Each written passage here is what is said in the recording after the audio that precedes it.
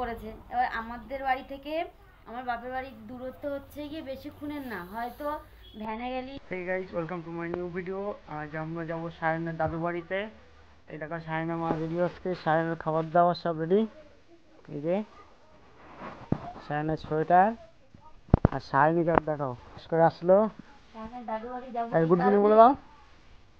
যে সায়নের সে একটা দিদি আছে, সেই দিদিটার জন্মদিন, তাই সায়নের সাথে সায়নের দাদু বাড়ি যাবো। আর তারপরে পিঠে খাওয়ার দিন যাইনি আমরা। পৌষ সংক্রান্তিতে নিমন্ত্রণ করেছিল, তো আমরা পিঠে খাওয়াতে যেতে পারিনি।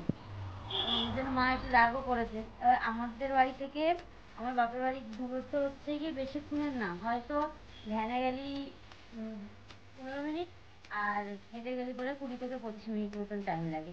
এবার ওর জন্য ঘনই যাওয়া পড়ে দাদু বাড়িটা। তার থেকে বড় কথা হচ্ছে আমরা এমন এক জায়গায় থাকি যে আমাদের সব কিছু সবই ওখানেই যেতে হবে, মানে কেনাকাটা, কিছু খাওয়া দাওয়া, ঘুরতে যাওয়া, কোথাও যেতে গেলে সেই ওর উপর থেকেই যেতে হবে। তাই জন্য সামনে দাদুর বাড়িতে একটু বেশিই যাওয়া পড়ে। বন্ধুরা সায়ন এখনো ঘুমাচ্ছে। মর্নিং বাবা। কি করে এবার এক্ষুনি দেখা শুরু করে দিয়ে পড়বে। দেখা করে সায়ন উঠবে ঘুম থেকে, চিল্লাবে এক্ষুনি।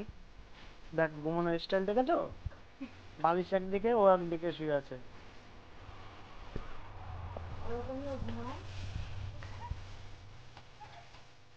আচ্ছা এই যে মামা বাড়ি যাবো পাপা, তাড়াতাড়ি চলো। এটা তো সাইন উঠে বসেছে, এটা হাই বলে দাও। আচ্ছা এটা হাই বলে দাও, হাই। ও বাবা রাগ দেখাচ্ছে সকালবেলা উঠে, একটু হাই বলে দাও। এটা হাই বলে দাও। হ্যাঁ টিভি পরে দেখবো। এখন দাও ঘুম থেকে উঠে বলছে টিভি চালাতে। তুমি হাই বলে দাও, হাই। ওই গান গান, এটা হাই বলে দাও, হাই বলে দাও, এটা চুমু দেখা দাও। দেখো তো ঘুম থেকে উঠে নাচ করছে।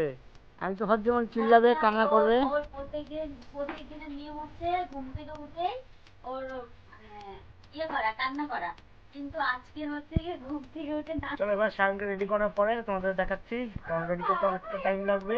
রেডির পরে তোমাদের দেখাই। বন্ধুরা সায়ন পুরোপুরি রেডি হয়ে গেছে। আবার একটা হাই বলে দাও সায়ন, হাই বলে দাও। ওই দেখো দেখো দেখো রেগে যাচ্ছে। আর সায়নুকাও রেডি হচ্ছে, যে সায়নুকা রেডি, মোজা পরে কমপ্লিট। আর সায়নু মাত্র রেডি। আর আমি তো সকাল 6টা থেকে রেডি হয়ে থাকি, কারণ আমার কাজে যেতে হয়। সকাল সকাল উঠে স্নান করে রেডি কমপ্লিট আমি। এবার ওদের রেডি হতে যতক্ষণ লাগে, এক্ষুনি ওদেরকে ভ্যানে উঠিয়ে দেবো, কারণ আমি সাইকেলে করে যাবো। আর ওদের সঙ্গে দেখা হবে মামা বাড়ি। ভ্যানের জন্য দাঁড়িয়ে আছি, এখনো ভ্যান আসেনি। এই রাস্তায় দাঁড়িয়ে আছি আমরা, কারণ আমাদের এই রাস্তায় ভ্যান চলে। সায়ন কোলে উঠে বসে আছে দেখো, এখনো মাঠে দেখো কুয়াশা দেখো বন্ধুরা।